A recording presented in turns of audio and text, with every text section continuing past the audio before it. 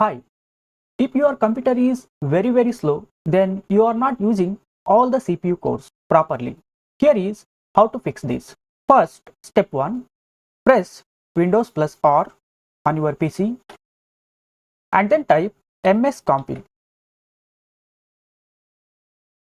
and then press OK or press enter on your computer. Now here, click on boot and then click on advanced options. So here you can see the number of processors on your CPU. Here in my system I have 4. If you have 8, then select 8 cores and then keep the maximum memory as it is. Press on OK and here timeout for the PC boot. Select either 5 seconds or 10 seconds. Don't exceed more than 10. I have set 5 seconds. You can set 10 seconds.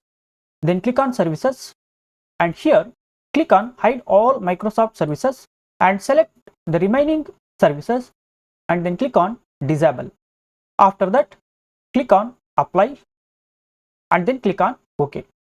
After clicking on OK, just restart your computer, or after clicking on OK, the system configuration will ask you for restart.